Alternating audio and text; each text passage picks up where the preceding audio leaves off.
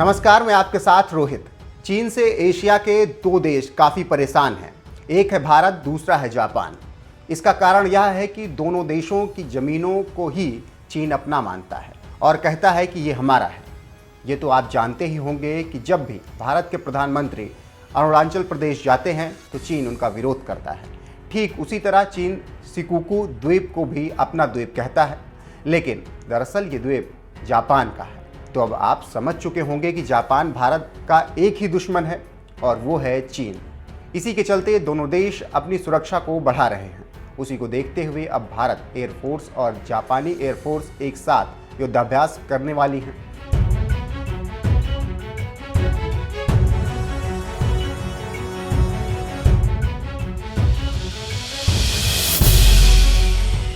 खबरों की माने तो इस अहम युद्धाभ्यास में भारत अपने अत्याधुनिक सुखोई 30 फाइटर जेट भेजने जा रहा है। दोनों वायुसेनाओं के बीच यह अभ्यास पहले साल 2020 में होना था, लेकिन कोरोना की वजह से इसे स्थगित करना पड़ा था।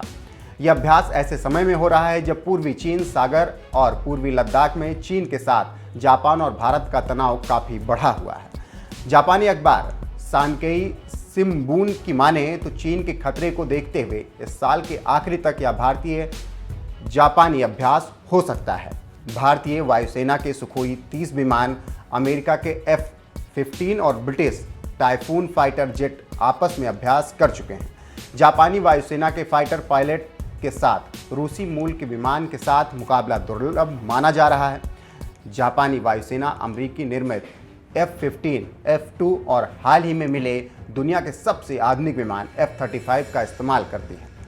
जापान की वायुसेना न केवल चीन के सुखोई 30 विमानों बल्कि रूसी सुखोई 30 विमानों का अक्सर सामना करती रहती है। जापान का रूस के साथ विवाद चल रहा है। चीन और रूस दोनों ही सुखोई सीरीज के कई विमानों का प्रयोग करते हैं। इस अभ्यास से जापानी वायुसेना सुखोई जेट के खिलाफ जंग के गुर सीख सकती है।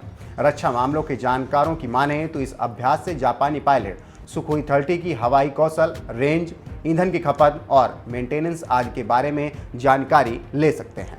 यह युद्ध के दौरान रणनीति बनाने में काफ़ी कारगर हो सकता है। भारत के सुखोई कई खास क्षमता से लैस हैं, जिनके बारे में भी जापानी सेना को जानकारी मिल सकती है।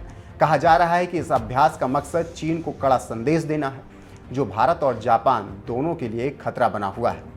इस युद्धाभ्यास पर दुनिया की नज़रें गड़ी हुई हैं। इस अभ्यास को लेकर स्टैनफोर्ड यूनिवर्सिटी के विशेषज्ञों की माने तो भारत अच्छी तरह से जानता है कि चीन के खिलाफ फायदे की सबसे अच्छी स्थिति यही है कि वह जापान के साथ रहे। गठजोड़ का निर्माण चीन को सबसे ज़्यादा डराता है।